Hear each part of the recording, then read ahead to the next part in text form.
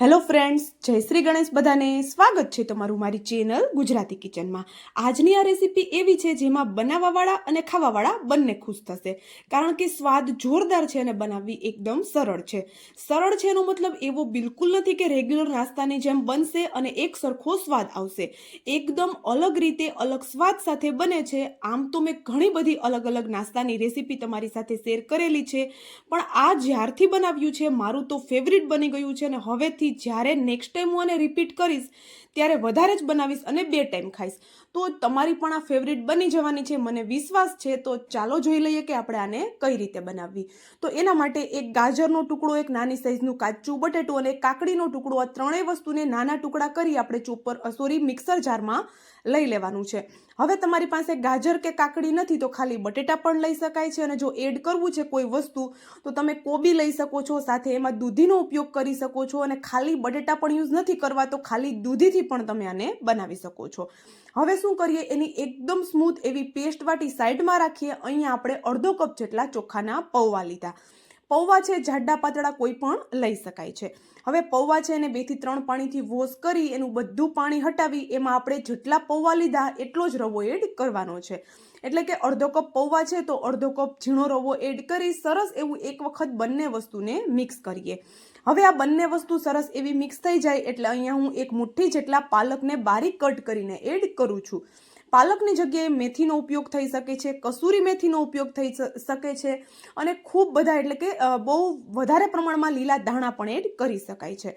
હવે અહીંયા આપણે થોડા બારીક કટ કરેલા મરચાં એડ કર્યા, અને સાથે એમાં આપણે જે પેસ્ટ બનાવીને રાખી હતી બટેટા, કાકડી અને જે ગાજરવાળી એ આપણે એડ કરવાની છે. હવે શરૂઆતમાં અડધી એડ કરશું, સરસ એવું મિક્સ કરશું, અને પછી જરૂર લાગશે તો બાકીની પેસ્ટ એડ કરી આ રીતે સરસ એવું હાથની મદદથી આપણે એને મિક્સ કરવાનું છે. હવે પૌવા અને જે રવો છે બંને વસ્તુ ખૂબ પ્રમાણમાં પાણી પીતા હોય છે, તો આ રીતે શરૂઆતમાં આપણે થોડી એડ કરી મિક્સ કરશું, અને જેમ જરૂર લાગશે એમ આપણે એડ કરતું જવાનું છે. અહીંયા મેં જેટલી પેસ્ટ બનાવી હતી એ બધી પેસ્ટનો યુઝ મારે થઈ ગયો છે. હવે અહીંયા શું કરશું, આ રીતે સરસ એવું એને મિક્સ કરશું, અને આ બંને વસ્તુને પલળવામાં થોડો ટાઈમ લાગતો હોય છે. તો વધારે તો આપણે આને રેસ્ટ નહીં આપીએ, પણ થોડી વાર આપણે આને ઢાંકીને સાઈડમાં રાખીએ. અહીંયા જો તમારી પાસે ટાઈમ છે તો 10 મિનિટ જેવું રાખી શકો છો, અને જો ટાઈમ નથી મારી જેમ તો 2-3 મિનિટમાં તમે આને આરામથી યુઝ કરી શકો છો. હવે અહીંયા શું કરશું, 2-3 મિનિટ પછી ખોલી આપણે બેસિક મસાલા એડ કરશું. એમાં આપણે સ્વાદ પ્રમાણે મીઠું, અડધી ચમચી જેટલી હિંગ, 1 ચમચી જેટલું કાચું જીરું એડ કરીએ. જીરું છે થોડું ચડિયાતું રાખશું. સાથે એમાં અડધી ચમચી જેટલી હળદર અને 1 ચમચી જેટલો મતલબ કે નાની 1 ચમચી જેટલો લાલ મરચું પાવડર એડ કરીએ, અથવા તો તમારે જેટલું સ્પાઇસી જોઈએ છે એટલું તમે એડ કરી શકો છો. અડધી ચમચી જેટલો આમચૂર પાવડર એડ કરીએ. આમચૂર પાવડરની જગ્યાએ લીંબુનો રસ કે પછી ચાટ મસાલો પણ એડ કરી શકાય છે.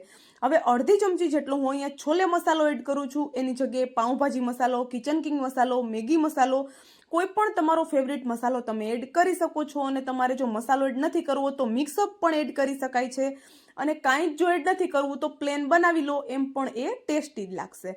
અહીંયા હવે બધા મસાલાને સરસ એવા મિક્સ કરી, અને તમે જોઈ શકતા હશો કે આ જે આપણો ડો છે પહેલા કરતાં થોડો એવો થીક થઈ ગયો છે. તો આ રીતે આપણે સરસ એવું એને મસળી અને થોડું મિક્સ કરશું, જેથી કરીને જે પૌવા છે એ થોડા મેશ થઈ જાય. વધારે પણ મસળીને મેશ નથી કરવાનું. હવે અહીંયા હાથ છે એને વોશ કરી આ રીતે થોડા ઓઇલથી ગ્રીસ કરી આ રીતના આપણે એમાંથી રોલ બનાવવાના છે. જેમ કે આપણે મુઠિયા બનાવીએ એ જ રીતે મુઠિયા હોય છે, પાતળા હોય છે, પણ આપણે થોડા થીક એવાના રોલ બનાવવાના છે.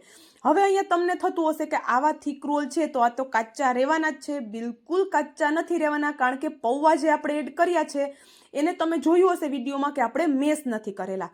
શરૂઆતમાં જો પૌવાને મેશ કરી અને પછી રવો એડ કરશું તો રોલ છે અંદરથી કાચા રહેશે, પણ આપણે પૌવાને મેશ કર્યા વગર જ આપણે એનો લોટ બાંધ્યો છે તો બિલકુલ આપણા રોલ છે એ કાચા નથી રહેવાના. હવે શું કરશું, આને આપણે સ્ટીમ કરશું. તો અહીંયા પાણી પહેલેથી ગરમ થવા માટે રાખી દીધું હતું, અને અહીંયા શું કરશું, આ રીતે પ્લેટ જે રાખેલી છે એને સરસ એવી ઓઇલથી ગ્રીસ કરી અને પછી જ આપણે એની ઉપર આ રીતે રોલ રાખવાના. હવે રોલને આ રીતે થોડા છૂટા છૂટા ગોઠવવાના છે, કારણ કે સ્ટીમ થયા પછી થોડા એ ફૂલી જશે. હવે ઉપરથી કવર કરી આપણે આને 5 થી 7 મિનિટ માટે થવા દઈએ.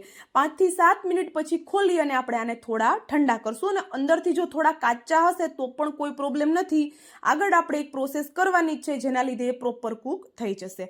હવે અહીંયા શું કરશું, એ રોલ છે એને ઠંડા થવા દેવાના છે. ત્યાં સુધીમાં આપણે અહીંયા 1/4 કપ જેટલા બેસનમાં 2 ચમચી જેટલો ચોખાનો લોટ એડ કરીએ. ચોખાનો લોટ નથી તો એની જગ્યાએ રવો પણ એડ કરી શકો છો અને મેંદો પણ એડ કરી શકાય છે. સ્વાદ પ્રમાણે મીઠું, થોડા લીલા ધાણા એડ કરીએ અને આપણે આમાં થોડું પાણી એડ કરી આની એક થીક એવી સ્લરી બનાવીને તૈયાર કરવાની છે. તો બેસન છે એનું પ્રમાણ આપણે વધારે રાખવાનું છે અને મેં જેમ કહ્યું એમ કે ચોખાનો લોટ નથી અને બાકીનો કોઈ લોટ તમારે એડ નથી કરવો તો ખાલી બેસનથી પણ આ સ્લરી બનાવી લેજો. એકદમ શાનદાર જ તમારી રેસીપી બની જશે. એક તો આ રેસીપી છે એકદમ યુનિક રીતે, અલગ રીતે બને છે અને સ્વાદ તમે આનો એટલો શાનદાર આવે છે કે વારંવાર બનાવશો, હું એની ગેરંટી આપું છું તમને. તો અહીંયા જોઈ શકો છો આ રીતે કોઈ પણ ગાંઠા ન રહે એ રીતનું આપણે એનું બેટર બનાવી લીધું. હવે બેટર તમે જોયું હશે મીડિયમ થીક છે, વધારે થીક પણ આપણે નથી રાખેલું. હવે આપણા જે રોલ છે હવે થોડા ઠંડા થઈ ગયા તો આપણે એને કટ કરવાના છે. તો આ રીતે આપણે એને થોડા મીડિયમ થીક રાખી અને કટ કરી લઈશું. આરામથી કટ થઈ જાય છે, કોઈ જાતનું તૂટવાનું કે એમાં કોઈ ઝંઝટ ચીપકવાની રહેતી જ નથી. અહીંયા તમે જોઈ શકતા હશો કે આપણે એને કઈ રીતે કટ કરીએ છીએ અને જો અંદરથી પણ હું તમને બતાવું, એકદમ સરસ એવા જાળીદાર અને પ્રોપર કૂક આપણા આ રોલ થઈ ગયા છે. જો તમે ઈચ્છો તો આ રોલને એમ જ પણ ચટણી સાથે કે પછી કેચઅપ સાથે કે ચા સાથે ખાઈ શકો છો. ખૂબ જ ટેસ્ટી એવા લાગે છે. અને જો આપણે આને ક્રિસ્પી કરારો નાસ્તો બનાવવો છે તો આપણે આગળની પ્રોસેસ કરી લેવાની છે. આ રોલ છે મતલબ કે આપણો જે આ નાસ્તો બને છે એ તમે બાળકોના લંચ બોક્સમાં પણ આપી શકો છો, કારણ કે ઠંડો થયા પછી પણ એ એટલો જ ટેસ્ટી લાગવાનો છે.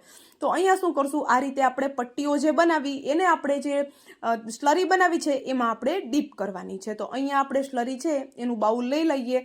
સાઈડમાં તેલ પણ ગરમ થવા માટે રાખી દેવાનું છે અને આપણે આને કઈ રીતે તળવું એ પણ હું તમને આગળ વિડીયોમાં જણાવું છું. હવે સ્લરીમાં ડીપ કરી આ રીતે ઉપરથી થોડો મરી પાવડર દરદરો કરેલો એડ કરશું. ખૂબ જ સરસ એવો ટેસ્ટ આવે છે મરી પાવડરનો. જો તમારા ઘરમાં બાળકો હોય તો થોડો ઓછો એડ કરજો, પણ એડ જરૂરથી કરજો. હવે તેલ છે અહીંયા થોડું મીડિયમ ગરમ રાખવાનું છે. એમાં આપણે આ પટ્ટીઓ આ રીતે આપણે ડીપ કરી અને એડ કરતી જવાની છે અને આ પટ્ટી છે થોડી વાર પછી ક્રિસ્પી થાય એટલે ગેસની ફ્લેમને તમે હાઈ કરી શકો છો. અહીંયા જોઈ શકો છો પટ્ટીઓ છે થોડી ક્રિસ્પી થવા લાગી છે તો આપણે એની સાઈડ ચેન્જ કરશું.